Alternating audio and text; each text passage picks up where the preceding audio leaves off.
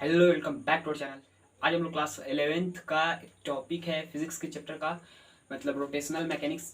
जो rotational mechanics है, जिसको centre of mass basically linear movement है, जो चैप्टर है उसका एक टॉपिक है। ठीक है, कोलिजन। ठीक है, तो उसका टॉपिक एक होता है टाइप्स ऑफ कोलिजन में, elastic collision, in elastic collision और पार्शियल इलास्टिक और पार्शियल इन इलास्टिक कोलिजन। तीन टाइप का कोलिजन होता है। ठीक है, जिसमें से आज बेसिकली हम लोग इलास्टिक कोलिजन के बारे में पढ़ने वाले हैं और कोएफिशिएंट ऑफ रेस्टिट्यूशन के बारे में पढ़ने वाले हैं। ठीक है, तो बेसिकली आज का टॉपिक होने वाला है इलास्टिक कोलिजन और कोएफिशिएंट ऑफ रेस्टिट्यूशन। इससे पहले मैं आप लोगों को एक बात बता दूं कि कोई भी टाइप का कोलिजन हो, ठीक है, कोई भी टाइप का कोलिजन हो, उसमें क्या होता है कि मोमेंटम कंजर्व रहता है। क्या रहता है? मोमेंटम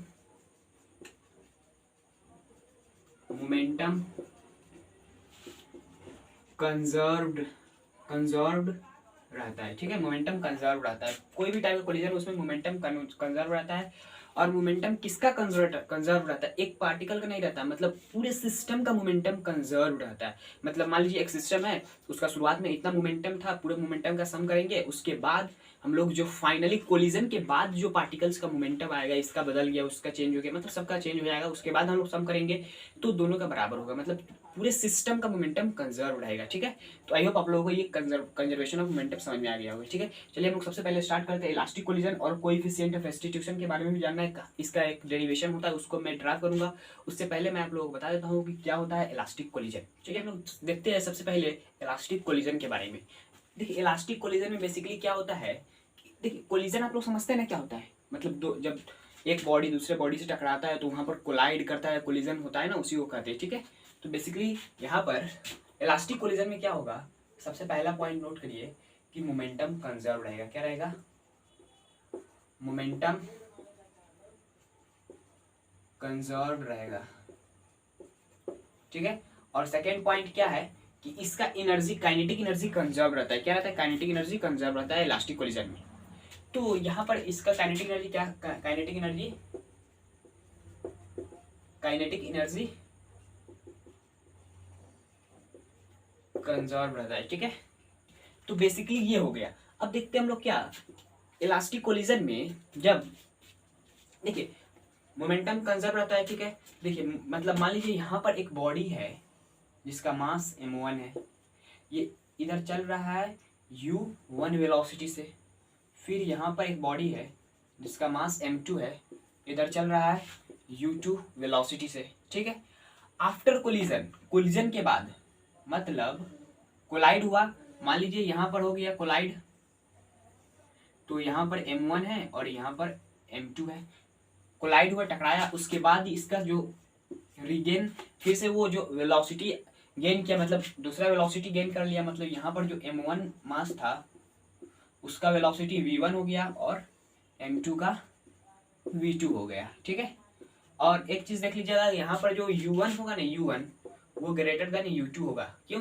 क्योंकि यदि ये बड़ा नहीं होगा तो इसको छू ही नहीं पाएगा, मतलब इससे टकरा ही नहीं पाएगा, कोलाइड नहीं करेगा ना, इसलिए आप लोग ये समझ जाएंगे। ठीक है, तो बेसिकली ये हो गया, इस तरह टकराएगा, उसके बाद इसका जो वेलोसिटी होगा ये हो जाएगा। ओके, शुरुआत में हम लोग देखते हैं मोमेंटम कंजर्व करते हैं। ठीक है, मोमेंटम कंजर्व करते हैं, तो कंजर्व करेंगे तो क्या होगा कि m1 u1 plus m2 u2 is equal to m1 v1 plus m2 v2 हो जाएगा। ठीक है, आफ्टर कोलिजन ये मोमेंटम का समझ, कि सिस्टम का मोमेंटम मैं कंजर्व कर रहा हूँ, यहाँ पर एक पार्टिकल का मोमेंटम मैं कंजर्व नहीं कर रहा हूँ, सिस्टम का, पूरे सिस्टम का मोमेंटम जो है वो इस सिस्टम के बराबर होगा। मतलब यही सिस्टम है, टकराने के बाद, कोलिजन के बाद जो मोमेंटम गेन किया उसका सम और इसका सम बराबर होगा। ठीक है, अब देखते हैं हम लोग यहाँ पर क्या करेंगे कि m1 वाले टर्म को एक तरफ कर लेंगे, तो यहाँ पर क्या हो जाएगा, m1 u1 minus m1 v1 is equal to m2 v2 minus m2 u2। यहाँ से m1 कॉमन कर लेंगे, m1 u1 minus v1 is equal to m2 v2 minus u2। ठीक है, तो इसको इक्वेशन 1 बोल देते हैं। ठीक है, अब देखते हैं हम लोग काइनेटिक एनर्जी को कंजर्व करते हैं। ठीक है, यहाँ पे क्या हो जाएगा, हाफ m1 u1 का square plus half m2 u2 का square is equal to half m1 v1 का square plus half m2 v2 का स्क्वायर। ठीक है, अब देखिए हाफ हाफ तो कट जाएगा, सबका कॉमन होके कट जाएगा। उसके बाद हम लोग देखेंगे क्या कि जो m1 वाला टर्म है और यहाँ पर भी m1 वाला टर्म है, इसको इधर कर लेंगे और m2 वाला को उधर कर लेंगे। क्या हो जाएगा m1u1 का स्क्वायर माइनस m2v1 का square is equal to m2v2 का स्क्वायर माइनस m2u2 का स्क्वायर। ठीक है, यहाँ से भी m1 कॉमन कर लेंगे तो क्या बचेगा u1 का स्क्वायर माइनस v1 का square is equal to m2 common करेंगे तो v2 का स्क्वायर माइनस u2 का स्क्वायर। ठीक है, इसको इक्वेशन सेकेंड बोल देते, क्या बोलते हैं इक्वेशन सेकेंड। अब देखिए मैं इसको यहाँ पर मिटा दे रहा हूँ।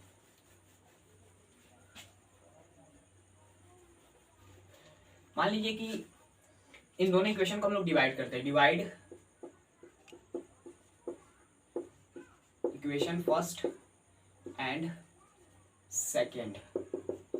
फर्स्ट को सेकेंड से डिवाइड करते हैं। ठीक है, बेसिकली इसको सेकेंड को फर्स्ट से डिवाइड करेंगे। ठीक है, सेकेंड को फर्स्ट से। ठीक है, तो यहाँ पर क्या हो जाएगा m1u1 का स्क्वायर माइनस v1 का square is equal to m2v2 का स्क्वायर माइनस u2 का स्क्वायर। ठीक है, अब इस वाले इक्वेशन को यहाँ पर लिखते हैं तो यहाँ पर क्या हो जाएगा m1v1 का स्क्वायर v1 स्क्वायर नहीं, यहाँ पर v1u1 is equal to m2v2 minus u2। ठीक है, हो गया। अब देखिए अब हम लोग इसको डिवाइड करेंगे। क्या करेंगे डिवाइड करेंगे ना। ओके, तो देखिए डिवाइड करेंगे तो ये वाला टर्म कट जाएगा, ये वाला टर्म कट जाएगा। ओके, ठीक है, तो इसको मैं मिटा दे रहा हूँ। अब देखिए ये सेकेंड इक्वेशन है, ये फर्स्ट इक्वेशन है। ओके, अब देखिए यहाँ पर क्या हो जाएगा कि u1 का स्क्वायर माइनस v1 का square divide by u1 minus v1 is equal to v2 का स्क्वायर माइनस u2 का square divide bye v2 minus u2। ठीक है, अब देखिए यहाँ पर a square minus b square का फॉर्मूला लग जाएगा। क्या लग जाएगा a square minus b square का फॉर्मूला लग जाएगा। तो यहाँ पर क्या हो जाएगा कि u1 minus v1 u1 plus v1 divided by u1 minus v1 is equal to v2 minus u2 v2 plus u2 divide by v2 minus u2। अब देखिए ये वाला टर्म कट गया। ठीक है, ये वाला टर्म कट गया। ओके, तो यहाँ पर क्या बचा u1 plus v1 is equal to v2 plus u2। Okay, अब देखिए मैं इसको मिटा दे रहा हूँ।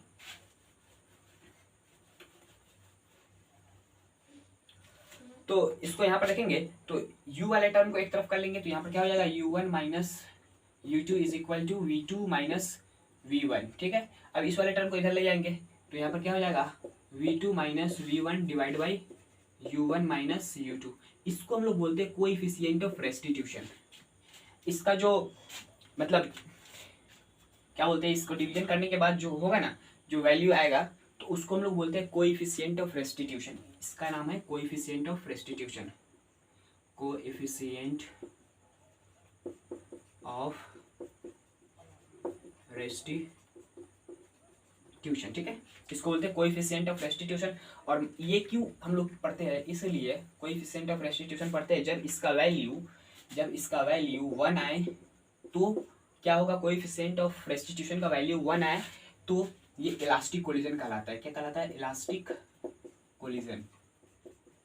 मतलब हम लोग बेसिकली ये पता करते हैं इससे कि ये इलास्टिक कोलिजन हुआ है या इन इलास्टिक कोलिजन हुआ है या पार्शियली इलास्टिक हुआ है या पार्शियली इन इलास्टिक हुआ है। ठीक है, तो अब देखिए यहाँ पर जब 0 आएगा इलास्टिक कोलिजन, ई का वैल्यू क्या होगा 0 होगा तो ये हो जाएगा इन इलास्टिक कोलिजन। ठीक है, और उसके बाद क्या हो जाएगा कि 0 से बड़ा होगा और क्या होगा 1 से छोटा होगा तो क्या होगा ये पार्शियली इलास्टिक और पार्शियली इनइलास्टिक कोलिजन होगा। ठीक है, बेसिकली यही होगा। तो फॉर्मूला ये कैसे आया, यहाँ से आया। ठीक है, मोमेंटम को कंजर्व किया, उसके बाद कंजर्वेशन ऑफ एनर्जी लगाई, क्योंकि जो इलास्टिक कोलिजन होता है उसमें काइनेटिक एनर्जी कंजर्व रहता है। ठीक है, बेसिकली तो रियल लाइफ में कंजर्व नहीं रहता है, कोलिजन के बाद थोड़ा सा इधर उधर रहता है, लेकिन हम लोग थोड़ा सा फिजिक्स को पढ़ने के लिए आसानी बनाने के लिए यहाँ पर इलास्टिक कोलिजन का कंसेप्ट लगाते हैं, ठीक है। बेसिकली ये हो गया। और हम लोग को मान लीजिए दे देगा क्या कि इलास्टिक कोलिजन हुआ है, यहाँ पर 3 मतलब 3 गो का वैल्यू दे देगा, एक का वैल्यू पूछ लेगा। तो कैसे हम लोग इलास्टिक कोलिजन बोल दिया तो ई का वैल्यू कोएफिशिएंट ऑफ रेस्टिट्यूशन का वैल्यू 1 पुट करके निकाल सकते हैं वैल्यू, ठीक है। इस तरह निकाल सकते हैं, ओके। तो आई होप आप लोगों को ये समझ में आ गया होगा, ठीक है। आई होप आप लोगों को ये वीडियो समझ में आया होगा। समझ में आया तो इस वीडियो को लाइक कर दीजिएगा, चैनल पर नए हैं तो चैनल को सब्सक्राइब कर लीजिएगा। चलते हैं, जय हिंद, जय भारत।